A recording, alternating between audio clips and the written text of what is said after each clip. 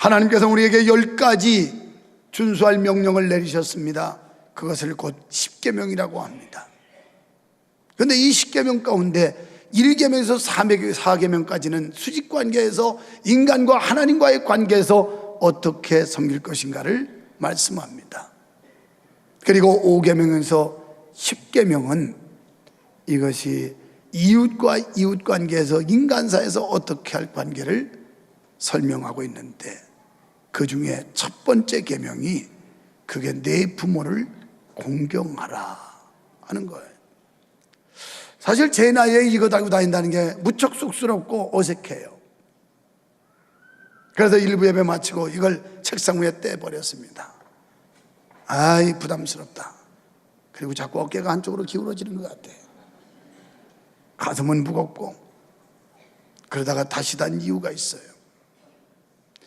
내 나이에 내가 이 꽃이 달기 싫은 것처럼 노인들이, 어른들이 늙어가는 게 얼마나 이분들도 아쉬워할까.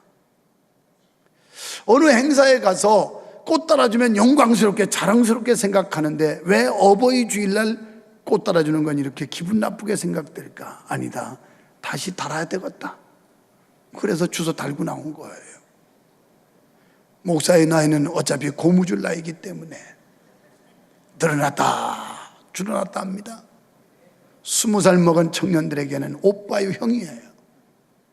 오늘 성경 봉독한 이위 권사님이 83세인데 제가 그분보다 한 살 많은 어른이에요.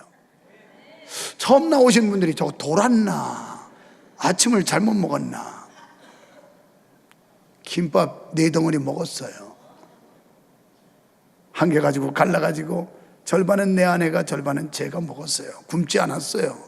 정신 말짱하고요, 눈이 또렷또렷해요. 어떤 의미냐, 목사는 늘 성도들에게 존경의 대상이라는, 이 존경받아야 되는데 이 사람이 사람답게 산다는 게 여간 어렵지 않아요. 목사가 목사답게 처신하고 목사답게 살아간다는 게 말처럼 쉬운 게 아니에요. 여러분이 교회에서 마찬가지고 가정에서 부모답게 행동하고 살아가신다는 게 말처럼 쉬운 게 아닙니다. 그래서 오늘 어버이 주일날 성경을 봉독하는 분들이 젊은 분만 할 게 아니라 연세 드신 분을 한번 시켜야 되겠다는 그 감동이 지난주 중에 생긴 거예요. 그래도 좀 거동이 괜찮은 분 중에서 우리 어머니가 92세니까 우리 어머니를 시킬까 하다가 틀니도 빼놓으시고 김은 셀 뗐고, 그 다음에 글을 정상적으로 초등학교를 나와서 한 게 아니라 야구로 배웠기 때문에 글은 알지만 그거 읽으시다가 주님 재림해 버리면 또 안 되겠고, 그래서 그 중에 다음 차순을 밟은 게 83세밖에 안 되는 젊은 분을 하나 찾았어요. 그래서 내가 2명을 지목하면서 2분 중에서 이위 권사님 연세 때문에 불편하다고 그러면 빼드리라 그랬더니 아니라고, 그렇게 귀한 자리 내가 할 거라고. 그래가지고 오늘 저분이 보기는 저렇게 막 머리에다가 훅까지 해서 거기다 또 지붕 계량까지 하고 막 이래가지고 그 다음에 얼굴에다 분을 막 예쁘게 칠하고, 그렇지만 연세는 83세예요. 아주 하나님이 은혜 주셔서 건강해서 지난 유럽 투어할 때도 2시간 반 거리를 끄떡없이 오르고 내리고 계단 밟고 막 이랬던 분이에요. 하나님 축복입니다. 여러분, 어차피 우리의 생명은 하나님께로부터 받았어요. 그러나 우리의 몸은 부모로부터 받았어요. 그래서 이 부모 자식 지간은 뗄래야 뗄 수가 없는 겁니다. 인간사에서 부모와 자녀 관계, 이것은 거부할 수 없는 관계예요. 그러면 성경에서 말씀하는 부모 자녀 관계는 무엇일까요? 먼저 부모는 하나님의 대리자라는 사실입니다. 예수님께서는 한번 너희가 눈에 보이는 부모도 공경하지 못하면서 어떻게 눈에 보이지 않는 하나님을 공경한다고 할 수 있느냐, 이런 말씀을 하셨어요. 그러니까 하나님의 대리자로 부모님들을 우리에게 만나게 해주셨다는 거예요. 이걸 조금 더 비약시킨다면 여러분, 하나님께서 이 교회를 이끌고 하나님이 직접 말씀하셔야 옳습니다.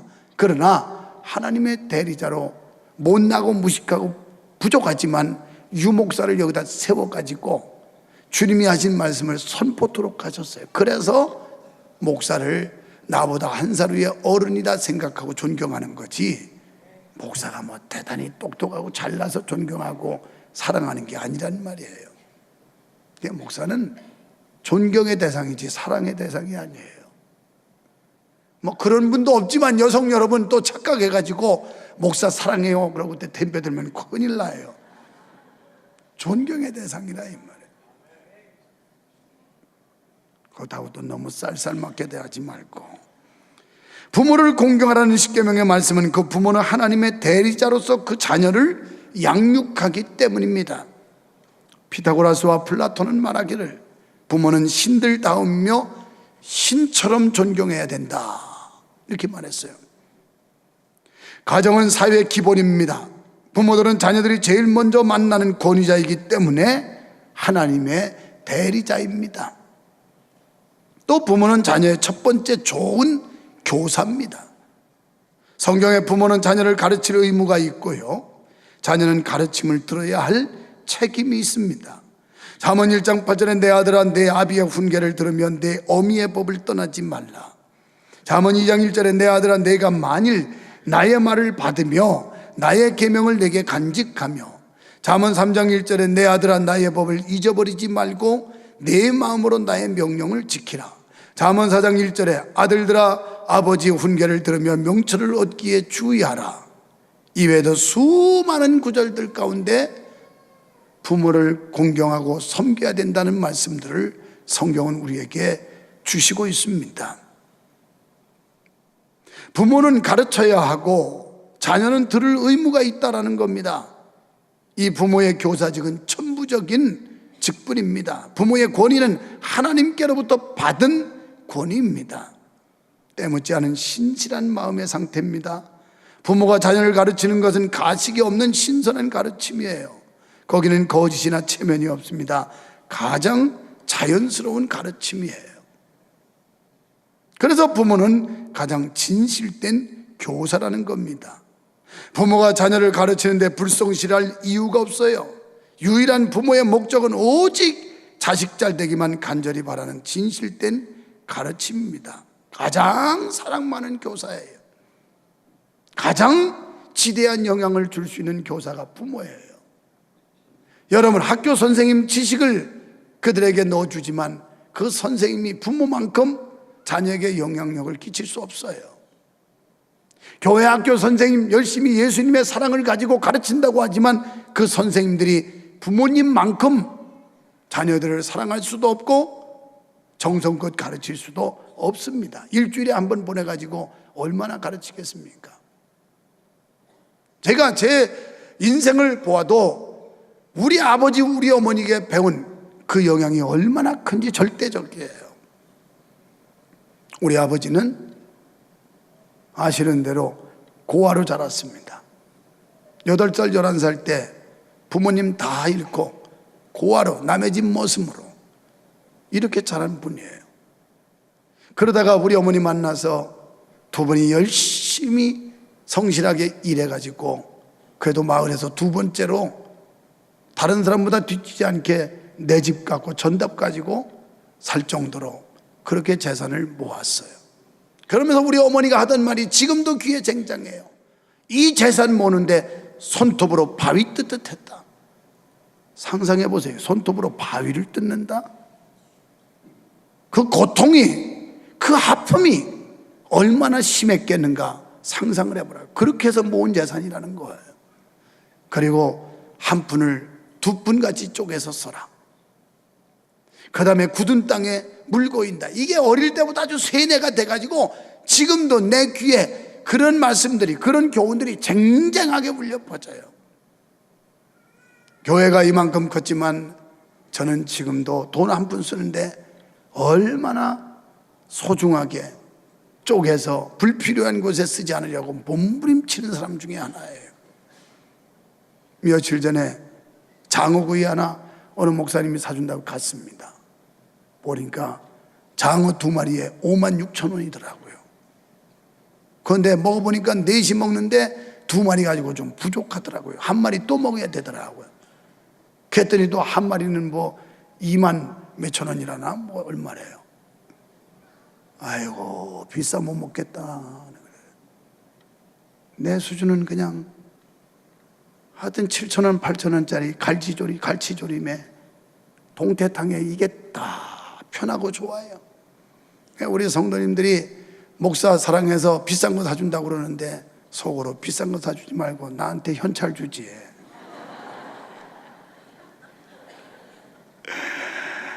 그럼 헌금도 하고 선교하고 구제도 할 텐데. 근데 지금까지 밥 싼 거 먹었다고 차액 저한테 주는 사람 글쎄 거의 못 본 것 같아요. 굳이 싼 거 먹을 필요 없더라고요. 어차피 돈 못 써서 안 달라는 사람들 그냥 비싼 거 사주면 팍팍 돼지처럼 먹어야지. 그거 안 먹어봤자 목사님 싼 거 드셨으니 제가 세운 예산은 5만 원짜리였는데 나머지 4만 3천 원은 목사님 도서비로 드립니다.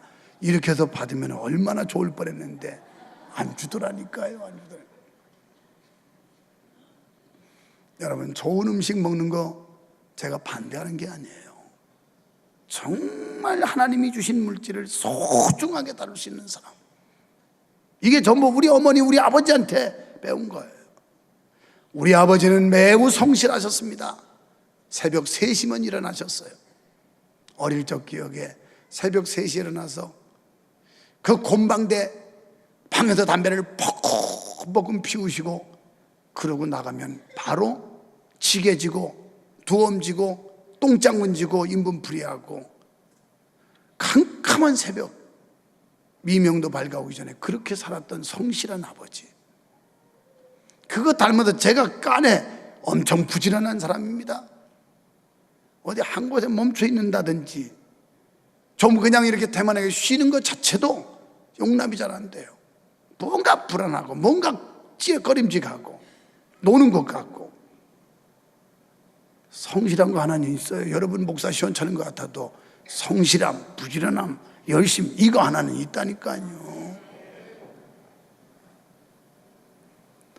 아멘 하는 사람들은 두고 봐야지. 아니 내가 두고 보냐는 게 아니라 내가 목사님 만난 지 얼마나 된다고 성실한지 안 성실한지 알 게 뭐예요? 그런 표정들을 하고 있어요. 그렇다고 우리 교회가 쓸 때 안 쓰느냐? 선교, 구제를 위해서는 엄청난 일들을 해요. 우리 성도님들도 너무너무 고마운 분들이 많아요. 그 삶이 바쁘고 타이트하고 쪼들릴 텐데도 불구하고 이분들이 해외 교회 세우는 일들, 그 다음에 지난번에 갔다 와서 이 사람들 여행만 갔다 온 게 아니라 교회 증축원금 다 그들이 부담을 하고, 그리고 또 거기 가지 않은 권사님도 새벽에 보니까 100만 원을 오벨리학교에 증축원금 이래서 내놨어요. 너무 멋있는 분이 많아요. 자기 삶들은 지독하게 살지만 하나님이 기뻐하시는 일, 하나님의 영광 위해서는 기꺼이 내놓을 줄 아는, 이게 못 아니에요? 저희 교회가 총회에서 무슨 행사하는데도 사방에서 돈 달라는 거예요. 왜?